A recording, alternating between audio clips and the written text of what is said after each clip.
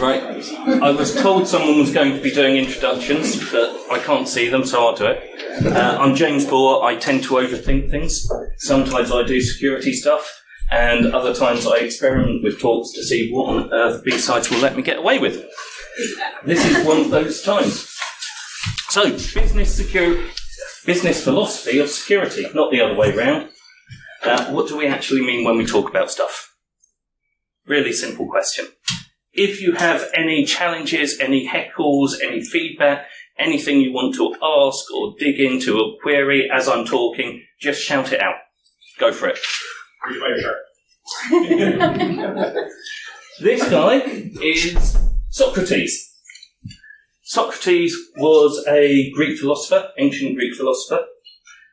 He was also the most annoying man in Athens, and was so annoying that he was forced to drink poison. He was executed for asking too many questions, and too many simple questions where everyone knows the answer, like what is truth? What is art? So basically, he was executed for being a toddler. He was also asking some really important questions, because it wasn't that he didn't understand what those things were, it was just he didn't understand how you get to the conclusion that that's what they are. Everyone can point at something and say that's art or that isn't art. Sometimes they'll disagree. But no one can give you an objective measure for exactly what it is. And I promise you, this is relevant to business and security. So, in that line, what is a business? Anyone? Helps if this is interactive, by the way. There are no wrong answers or right answers. Money-making venture? Money-making venture, yeah. I mean, normal definition is it is an entity which is engaged in industrial, professional or commercial activities. It is usually taken to be a money-making venture. However, if you think of something like a non-profit, that is still a business. So I tend to go with the argument that a business is an entity which is engaged in any of those three types of activities and has a purpose that it is trying to achieve. Because that covers charities as well. It's a collection of processes to achieve a goal. That's an organisation.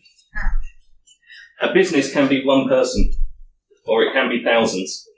The process is everything else. That's the organisation. That's the governance structure. So, there we go. We've got a business. Entity engaged in industrial, professional, and or commercial activities in order to achieve a goal. What is safety? Also, again, I promise relevant. Really. This is that dialogue piece again. Anyone, what's safety? Yeah. Safety is about prevention of hazards, environmental harms or environmentally caused harms, and it's about controlling those. Brilliant. When we're talking about safety, the harms, the hazards, they are static. They do not adapt, they do not change. Yes, I know there's arguments with things like fire and so on, but it doesn't adapt, it just gets bigger until it stops. So, what about security? What's the key difference between safety? There may be a hint up there. Somebody's actively trying to do something bad. Yeah. Security is when there is an active, autonomous threat attempting to cause harm.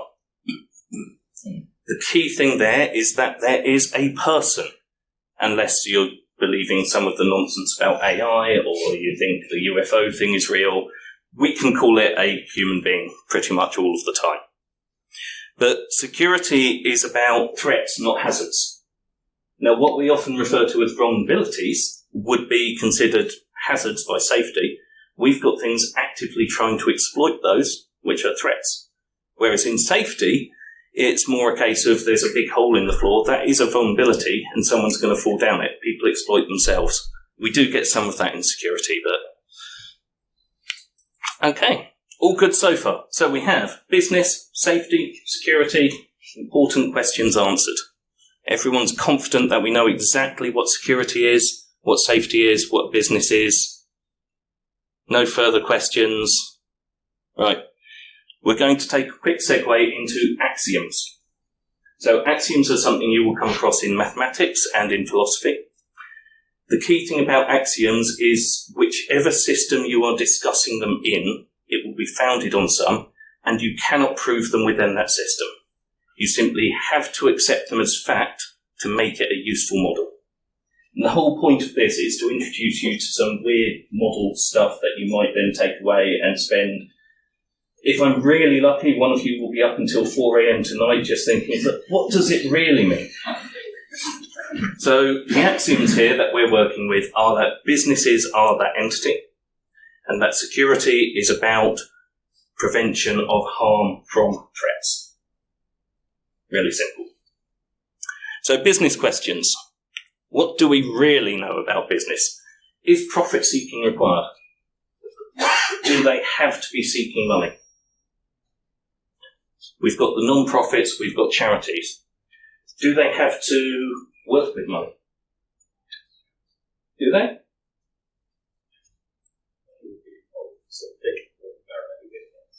Money may be involved. A commodity of some kind. It could A be commodity of knowledge some kind, yeah. So it could be barter.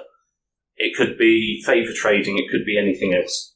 Cottage industry used to be basically favour trading between cottages next to each other. And then everyone commercialised it and industrialised it and spoiled the entire fabric of society. But profit seeking is not required. We don't have to build up a huge pile of money to call it a business. We don't even have to be trying to get money. In fact, we may be giving money away. So, if it's not profit, what is the purpose of a business? What is the one purpose that will define all businesses?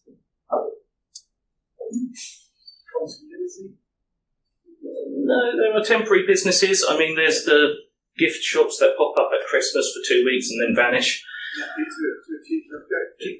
Yeah, they define their own purpose. A business has to have a purpose. It might be to make a lot of money. It might be to change the world. It might be for some charitable cause. It might be to make a lot of money using ransomware. They're still businesses. They're just not legal. But there has to be a sense of purpose to a business. They get to define what that is, or we do, if we are the business. But that is the key thing, that there is a purpose. It's not just existing for the sake of existence. That would be a bank.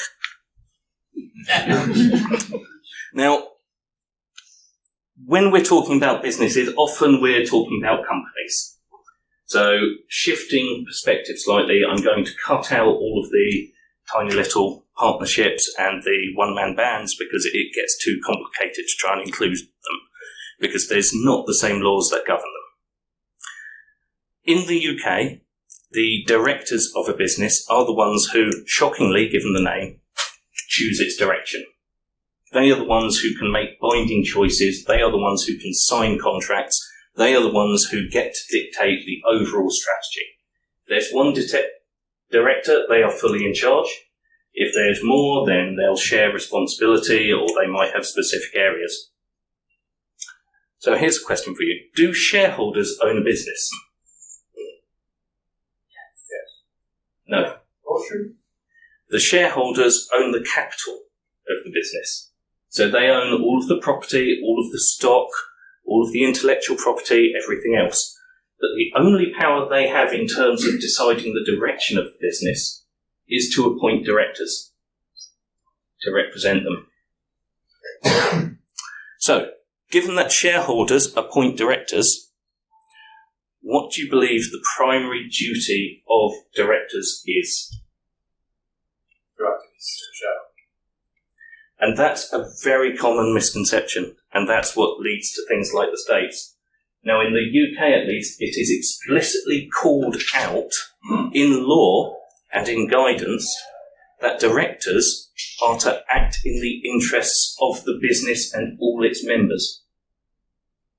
And all its members includes themselves, it includes employees, it may include customers, it may include clients, it could include third parties, vendors and others. So it's everyone who has a stake in that business.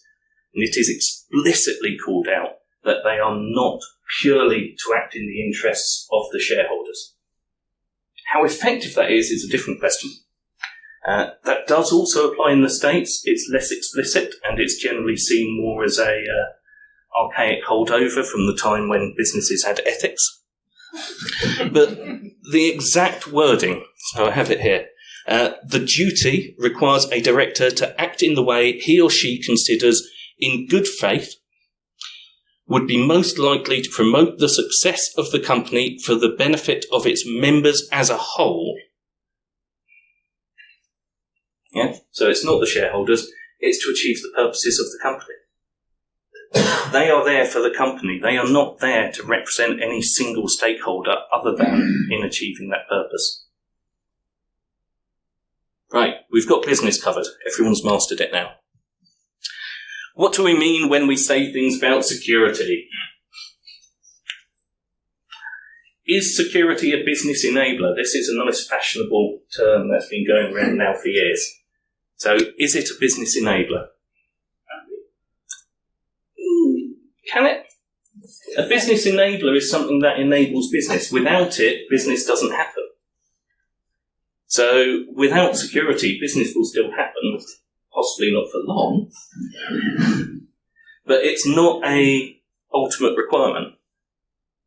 It would enable your strategies. You've got strategies you're trying to optimize. Yeah, it will enable specific strategies, but it's not a business enabler in and of itself. It is a tool for the business. Security can be a point of competitive advantage. It can be a point of competitive advantage. Again, that's not a business enabler, that's a competitive advantage. If something enables something, it makes it possible. If it disables it, it makes it impossible. It's a very binary state. So it could be a business accelerator, a business improvement, an advantage, but the term enabler suggests it's required for a business, and it's not. It's helpful. It's good to have. It's a competitive advantage. It's also a constraint in the same way as safety. So you're accepting hackles there, but security can be regulatory requirements, and something is a regulatory requirement. It's necessary to do business, so therefore we're not going to enable. I mean, regulatory requirements get broken all the time. So I would say yes, regulatory it is required, but that again doesn't make it an enabler unless you're, say, financially FCA regulated and they take the license away, in which case you may just do what Binance have done and carry on unlicensed. But yeah, there are advantages. It is, I would say, vital to a business, but it's also not an enabler. It is a constraint in the same way that building a playground, you have safety constraints. And we'll get to that. So remember, it's applying structure around the business. It's putting limits on it. It's not actually enabling it to grow beyond those, deliberately so. Now, which of these two buildings is more secure? It's not a trick question, I promise. Do they come down to the threats that you're facing? It does come down to the threats that you're facing. Say they're facing the same threat, an army. Which one's more secure? What was that? You could pick up and move the tent. Fine, you're too lazy to move the tent. Which one's more secure? There's only one way into it. I'm going to argue that if you're an army, there's lots of ways into it. So it's pretty clear which is more secure, yeah? Now, if you didn't know the threats, and you just knew there was a person living in each one, which person is more secure? I asked this on LinkedIn. There were interesting arguments. Yeah, they're more secure. They're freer to act without worrying about security, without worrying about all of those constraints. Applying more controls, applying more constraints suggests that you are insecure. It's necessary to improve your security, but being secure is not the same thing as applying more security. I know this is a bit weird. Like I said, this is experimental. I expect heckles. You have got the option of trying to force hemlock on me at the end. But really it comes down to what is it that we mean by secure. So when we're talking about the building, we are talking about how well it's protected from a threat, whichever threat we happen to choose. Okay? When we're talking about the people, we're often talking more about their freedom to act. Now, companies are legally entities. They are entities which have freedom to act in various ways. So a more secure company should be able to act more freely without fear of harm, because that's what it comes down to. You can do that by building a castle around it, and that's fine, and they can feel very secure in that castle. But you have to recognise that that is applying constraints, which constrains that freedom to act, which is what they exist for. It is a trade-off. It's a lovely paradox, catch-22. Anyone solves it, let me know. Go do a doctorate. You'll have great fun. I haven't done a doctorate because I've not answered that question yet. Right. So we're safe if we have freedom to act without fear of unintended consequence of our own actions. Yeah. So we don't want unintended, unanticipated consequences because there is a concrete floor in the playground. That would be bad. That would be unsafe. Because then if we trip over because we're running too fast, we get a skinned knee, everyone gets upset because there's screaming and crying and blood everywhere. Security, similar. We are secure when we can act freely without fear of the negative consequences of other people's actions upon us or upon our organisations. You're allowed to argue and debate. I welcome it. I'm just amazed you haven't said the word risk yet. Yeah, I've got a whole other one with that, but I'm going to a different country to deliver it. Right, so an answer then, or something close enough, because I needed to come to some sort of conclusion on this vague philosophical rambling. We are secure if we have the freedom to act without unanticipated consequences of other people's actions impinging negatively upon us beyond the level that we can sustain. So we are secure if we have freedom to act without the consequences of other people's malicious or negligent actions negatively impinging upon us. That is my definition for security. I am desperately trying to find a better one. So far, I haven't. That doesn't mean there isn't one. It means I have spent far too long thinking about this and given myself a headache and I need more input. But if anyone has ideas, please let me know. So, security for a business, then, is about resolving uncertainty, because other people's actions can only impinge upon us negatively if we can't anticipate them. So security is about closing down that uncertainty, that lack of knowledge about what will happen. We can do that, in some cases, by looking at vulnerabilities, looking at holes, and applying controls which will affect any attempt to exploit them, because only those vulnerabilities are in our control. The threats themselves aren't, because we can't even see them. This is why management of vulnerabilities is really important. Because management of threats, unless you're a government and have armies, or legal systems, or police forces, isn't really possible. So, thank you. I'm hoping you've enjoyed the rambling. If you do want me to drink hemlock after that, then there will be a poll or something. I'll ask the organisers to set something up. Questions, debate, arguments? Your definition at the end there, this sent me down a rabbit hole of Donald Rumsfeld, known knowns and known unknowns and unknown knowns. Where does it sit? Welcome to my last 2 years of trying to figure this out. The answer to me is we've got, the known unknowns are something that we can anticipate, we can put controls in against. The unknown unknowns, they're a problem. They're black swan events. There's nothing we can do. Same applies to safety. There's a reason we have safety rules, and it's because there used to be a lot of unknown unknowns. And I'm not talking about concrete and playgrounds. I'm talking about storing radioactive material where you've been told not to store too much of it together in 2 separate rooms separated by a stud wall. That was an unknown unknown until a physicist walked in there and went, oh dear God, no. So the unknowns are unknown, which means we'll find out about them, and hopefully the first people to find out about them will survive and tell everyone else, so everyone else can go, yeah, we don't want that again.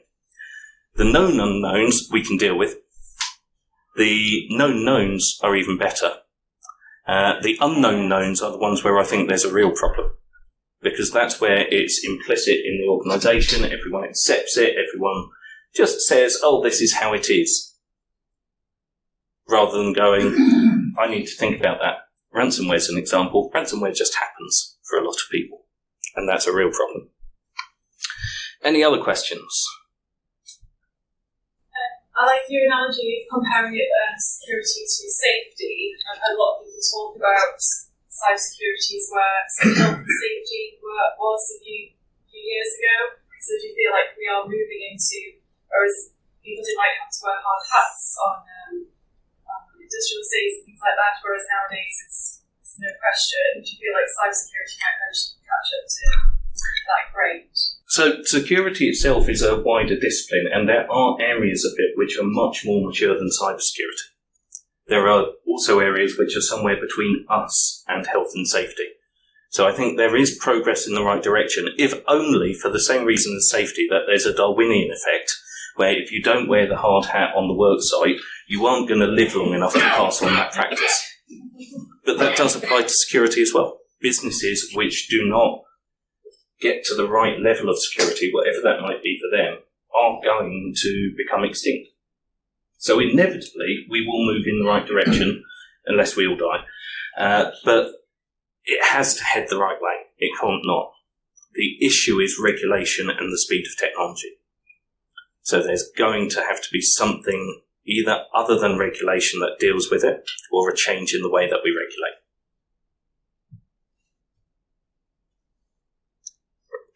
I think, are we at nearly lunchtime? Well, big thing, be the toddler. Ask loads of stupid questions, because people don't know what they think they know. If you ask someone, are you secure enough? And they say yes, then they're lying. If you ask them what security is and they give you a nice trite answer, like I just did, they're probably wrong. It means they've not understood more. Just question things. Thank you.